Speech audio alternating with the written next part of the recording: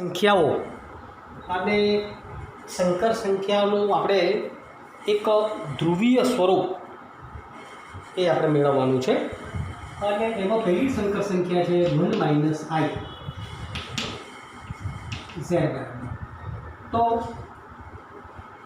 a બરાબર આપણો 1 કહેવાય ગઈકાલે આપણે જોયેલું હતું b બરાબર -1 કહેવાય ને એમાં આપણે r જોઈએ તો વર્ગમૂળમાં a² + b² એટલે વર્ગમૂળમાં 1 નો વર્ગ વત્તા -1 નો વર્ગ એટલે વર્ગમૂળમાં 1 + 1 બરાબર વર્ગમૂળમાં 2 આને આપણે r કહીશું। ત્યાર પછી cos θ બરાબર a/r ટૂંકમાં a બરાબર r cos θ આપણે જોયું એના ઉપરથી cos θ એ બરાબર a/r એટલે 1/√2 અને sin θ બરાબર -1 એટલે કે b/r એટલે -1/√2 તો cos θ ધન છે અને sin θ ઋણ છે એનો મતલબ θ એ ચોથા ચરણમાં છે અને ગઈકાલે આપણે વાત કરેલી અહીંયા આ થીટા આ માઇનસ થીટા આ પાઈ માઇનસ થીટા અહીંયા -π માઇનસ થીટા આપણે વાત કરેલી -π + થીટા એ આપણે વાત કરેલી એટલે આના અનુસાર જો આપણો થીટા એ બીજા ચરણમાં છે એટલે સોરી ચોથા ચરણમાં છે અને એના ઉપરથી થીટા બરાબર π/4 પણ કેવો -π/4 તરીકે લઈશું અને એના ઉપરથી આપણે લખી શકીએ કે આનું ધ્રુવીય સ્વરૂપ z બરાબર r કૌંસમાં cos θ + i sin θ તો આ √2 cos -π/4 વત્તા i sin -π/4 આ એનું ધ્રુવીય સ્વરૂપ થયું। આર્ગન ઓફ z બરાબર -π/4 આપણે શોધી કાઢીએ એમ કહેવાય અને આ એટલે આપણો માનાંક પણ થયો એમ કહેવાય। ચાલો આને એક લખો છો તમે તો આપણે આ ધ્રુવીય સ્વરૂપ આ સ્વરૂપે આ રીતે આપણે શોધી શકીએ છીએ।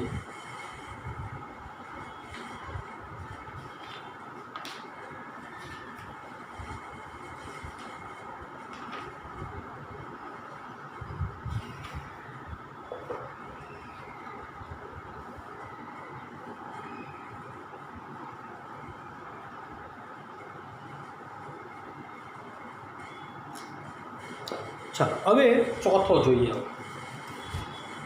ચોથો અને પાંચમો એક સામટા બધા જોઈ નાખીએ।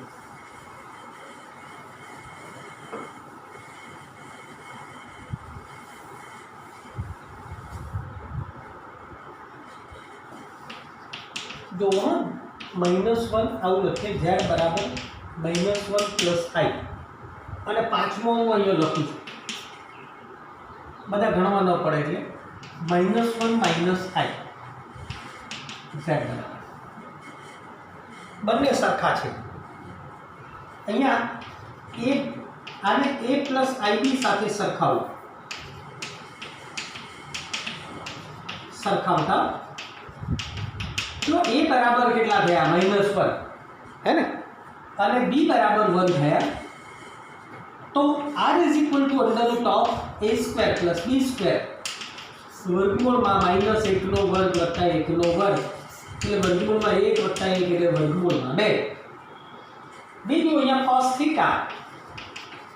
એ r બરાબર -1/√2 અને sin θ બરાબર b/r એટલે 1/√2 જો થીટા આપણે નક્કી કરવાનું છે આમાં ઋણ છે ને આમાં ધન છે એટલે થીટા છે એ બીજા ચરણમાં છે અને આપણે થીટા બરાબર આ π/4 π - π/4 તો π - π/4 એટલે શું થશે 3π/4 બરાબર આ કિંમત તો π/4 છે ને 1/√2 એટલે π/4 તો એ આપણે સાબિત કરવાનું બીજા ચરણમાં છે એટલે π - π/4 સો z = r આર કૌંસમાં cos થીટા પ્લસ આઈ સાઇન થીટા આની અંદર કિંમત મૂકી દઈએ તો આર બરાબર કેટલા છે cos 3π/4 પ્લસ આઈ સાઇન 3π/4 આ આપણું ધ્રુવીય સ્વરૂપમાં રૂપાંતર કર્યું એમ કહેવાય. ફરી એક વખત જોઈએ. જો અહીંયા a બરાબર કેટલા -1, b બરાબર પણ કેટલા -1.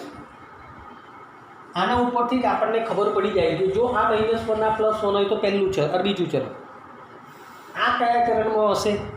બંને માઇનસ હોય તો એ ત્રીજા ચરણમાં. આગળના દાખલામાં આપણે જોયેલું કે 1 ધન છે અને -1 છે, x ધન અને y ઋણ હોય તો આપણું કયું ચરણ? ચોથું ચરણ છે. એટલે ચરણની ખબર તો આપણને તરત પડી જાય છે, બરાબર. આપણે આ યાદ રાખવાનું છે. હવે જુઓ આની અંદર શું થશે તે r બરાબર વર્ગમૂળમાં a² + b², વર્ગમૂળમાં -1 નો વર્ગ વત્તા -1 નો વર્ગ બરાબર √1 + 1 √2. તો cos θ a/r બરાબર -1/√2 અને sin θ બરાબર b/r બરાબર -1/√2. સો θ મુખ્ય કોણાંક અથવા ટાર્ગેટ ઓફ z ચોથા ચરણ અને ત્રીજા ચરણમાં છે -π પ્લસ આ તો π/4 ની કિંમત છે ને, પ્લસ π/4 એટલે -3π/4. શું યાદ રાખવાનું કીધેલું ફરીથી એક વખત? અહીંયા થીટા, અહીંયા માઇનસ થીટા, અહીંયા પાઈ માઇનસ થીટા મૂકવાનું એટલે થીટા એટલે કે જે કિંમત થીટાની આવતી હોય તે, અને અહીંયા પાઈ પ્લસ થીટા એટલે સીધી આપણને આ વસ્તુ મળી જાય મુખ્ય કોણાંક. ત્યાર પછી z બરાબર r કૌંસમાં cos થીટા પ્લસ આઈ સાઇન થીટા આ √2 cos -3π/4 પ્લસ આઈ સાઇન -3π/4 છે. એકદમ સહેલું. લખો ચાલો આને.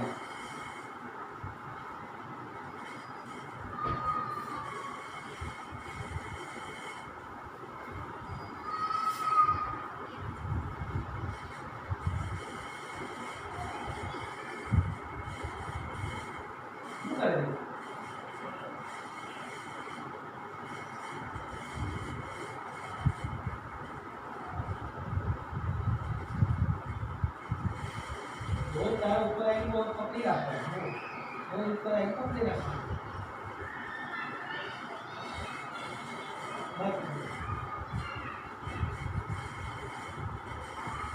હવે કેવું કરો ઓનલાઈન?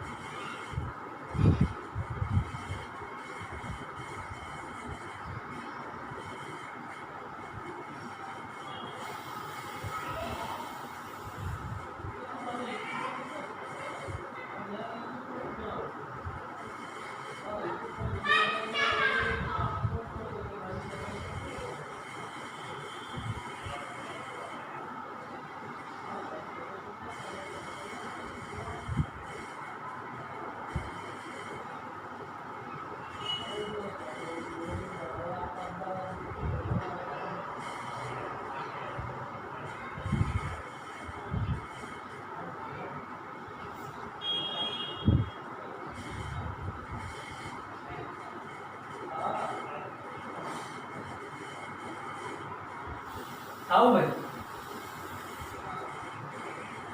તો તમે આને લખી નાખ્યો હશે. હવે આપણે આગળ જોઈએ.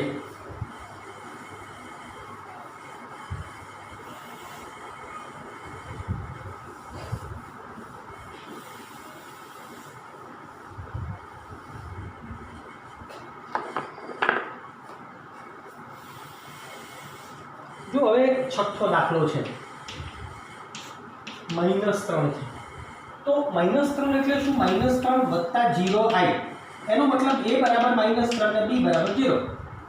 તો r is equal to under root of a² + b², એટલે -3 નો વર્ગ વત્તા 0 બરાબર વર્ગમૂળ 9, એટલે આ થશે 3. r ઇઝ ઇક્વલ ટુ અહીંયા cos θ શું મળશે? cos θ બરાબર a upon r -3/3 is equal to -1 અને sin θ is equal to sin 0. b ના છેદમાં r એટલે 0 થશે, સોરી b upon r એટલે sin θ ની કિંમત 0 છે. તો -1 0 છે, તો -1 0 એ આપણી કઈ અક્ષ કહેવાય? x અક્ષ કહેવાય. કઈ અક્ષ પરનું બિંદુ છે? હવે તમે જ વિચારો, મને કહો. આ તો હવે સીધું પ્રશ્ન નથી પૂછી શકાતો, એટલે બરાબર છે, પણ કઈ અક્ષ પરનું બિંદુ કહેવાય એને? x અક્ષ પરનું બિંદુ કહેવાય. અને -1 0 કિંમત ક્યારે આવે? તો કે θ = π હોય ત્યારે, અને θ = π હોય ત્યારે એટલે cos, આપણે ધ્રુવીય સ્વરૂપ શું લખી શકીએ? r cos θ plus i sin θ. તો r બરાબર કેટલા? 3 અને cos π પ્લસ i sin π, આવું થાય, હે ને? એ જ રીતે જો i હોય, છેલ્લા દાખલામાં i છે, તો i એટલે શું? 0 + i, એટલે a બરાબર 0 અને b બરાબર 1, એટલે આ કિંમત પછી આ પ્રમાણે કરવાની. અને 0 1 કિંમત હોય તો 0 1 એટલે શું થયું? π/2 થશે, બરાબર. અને 0 - 1 હોય તો -π/2. આ ભૂલ ના થાય તેના. એટલે આ 7મો અને 8મો દાખલો, અને આ દાખલો મેં તમને આપ્યા છે. હવે આપણે દ્વિઘાત સમીકરણ તરફ જોઈએ. આને જરા તમે લખી નાખો.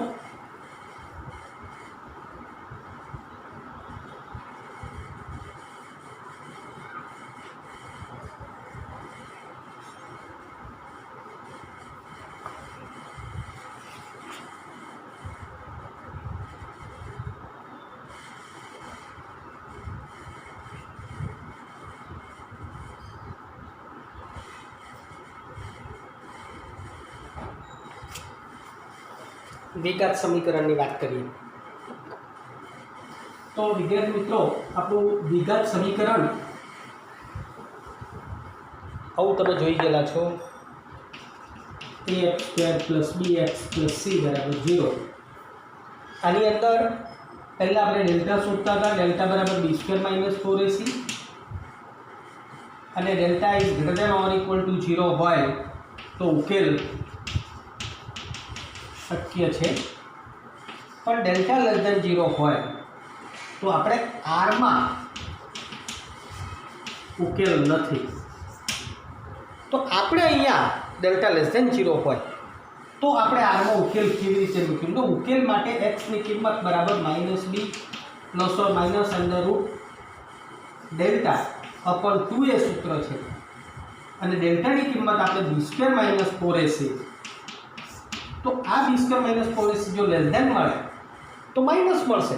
આવું મળશે -b ± વર્ગમૂળમાં માઇનસ કૌંસમાં b² - 4ac, આની કિંમત મળશે, ઋણ કિંમત મળશે. તો આને -1 ગુણ્યા, એટલે આપણે આવું લખીશું -b ± √delta, ડેલ્ટા ધન રાખવાનો, * i upon 2a, એ આપણા સમીકરણનો ઉકેલ થશે.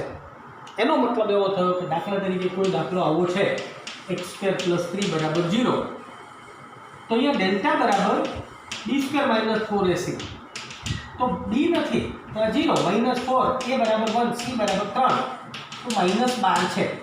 તો આપણે આનો ઉકેલ શું શોધી શકીએ? What is x is equal to -b ± √delta * i લખવાનો upon 2a. તો આ થશે -b ± ડેલ્ટાની કિંમત આપણે અહીંયા 12 લખવાની છે, વર્ગમૂળમાં 12. કેમ? તો કે આ -12 છે, તો -1 ગુણ્યા 12, અને -1 એટલે i², એટલે આપણે અહીંયા 12 લખવાની છે. અહીંયા હું મોડ ઓફ ડેલ્ટા રાખીશ, 12 રાખવાની, * i upon 2a, a બરાબર 1. અને બીની કિંમત અહીંયા 0 છે, એટલે આપણો જવાબ વર્ગમૂળમાં 12 i પ્લસ ઓર માઇનસ છેદમાં 2, એટલે આપણો જવાબ 4 3 12 એટલે 2 2√3 પ્લસ ઓર માઇનસ 2√3 i અપન 2 એ બરાબર તો કેટલા છે 1 2a એ બરાબર 1 છે, સોરી એ બરાબર આ લખેલું છે 2 છે, એટલે આ બે કટ થઈ જશે, એટલે plus or minus √3 into i. આપણે આ રીતે ઉકેલ શોધી શકીએ. બરાબર, એક તમે આ લખો અને ત્યાર પછી આપણે એક બીજો દાખલો જોઈએ, સ્વાધ્યાયની શરૂઆત કરીએ.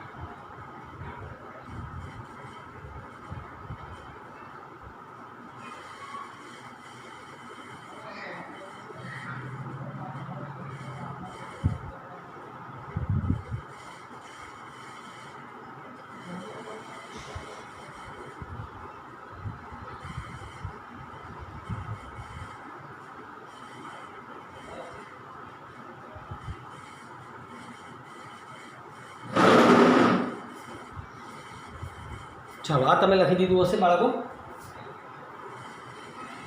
હવે જોઈએ આગળ એકાદ બે ગણાઈશ, તમને એમ થશે કે સાહેબ હું બધા અમે ગણી નાખીએ છીએ. તો જો હું તમને 7મો દાખલો ગણાવું છું. 8 ના પહેલાં એક ગણાવું તો હા 8મો ગણાવું. 8મો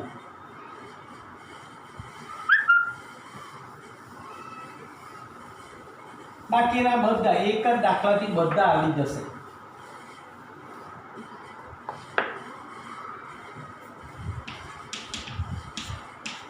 √3x² minus √2 into x plus 3√3 બરાબર જો.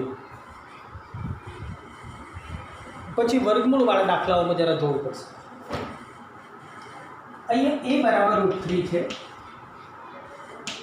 b બરાબર -√3 પ્લસ અને c બરાબર 3√3. ડેલ્ટા શોધી કાઢું પહેલાં b² - 4ac. આ તમારું 9મા ધોરણનું આપતું હતું, એટલે તમને એમ લાગતું હશે કે આ તો બધું આવડે. √3 આમાં બીજું કંઈ વધારાનું નથી કરવાનું, આ વધારાનો મૂકવાનો છે. -√2 નો વર્ગ એટલે 2, અહીં બધું પ્લસ છે જુઓ, અને √3 અને √3 એટલે 3, અને 3 તારીખ 9 4 36 એટલે -36 એટલે માઇનસ આપણે 34 આ ડેલ્ટા. હવે આપણે લખીએ બીજ x બરાબર -b પ્લસ ઓર માઇનસ વર્ગમૂળમાં ડેલ્ટા ઇન્ટુ i અપન 2a. અહીં આપણે મોડ ઓફ ડેલ્ટા મેં લખું છું મારે આપણા સમજ માટે. હા, બી બરાબર -√2 છે તો minus minus plus √2 plus or minus વર્ગમૂળમાં આ 34 લખું આઈ લખું અપોન 2a બરાબર √3 છે. તો આપણે કશું જ કરવાની જરૂર નથી. √2 પ્લસ ઓર માઇનસ વર્ગમૂળમાં 34 છે 17 દુ 34 વર્ગમૂળ 2 કાઢવા ન કાઢવા એ બધા પડવાનું જ નહીં. આ આપણો જવાબ આવી ગયો અપોન 2√3. કોમન નીકળતા હોય તો ઠીક છે, ન નીકળતા હોય તો આ જ જવાબ. કદાચ કોઈ પાછળ જવાબ આવો ન આપેલો હોય તો બીજું કંઈ ના હોય, વર્ગમૂળ 3 વડે ઉપર નીચે ગુણેલા હોય એટલે કદાચ જવાબ આવો હોય કે વર્ગમૂળ 6 પ્લસ ઓર માઇનસ વર્ગમૂળમાં 34 ગુણ્યા 3 4 3 12 1 વધ્યો 3 4 9 1 10 102 વાય અપન 3 ગુણી 6 નીચે આપેલા હોય. બીજું આ જવાબ હોય કાં તો આ જવાબ હોય. હવે આમાંથી કોઈ તમને ગણાવવાની જરૂર લાગતી હોય તો મને કહો. શાંતિથી ગેર આના પ્રયત્નો કરવાના છે. એટલે આ એક સ્વાધ્યાય આપણું એક સરળતાથી પૂરું થાય એવું સ્વાધ્યાય છે, બધાને આવડે એવું છે.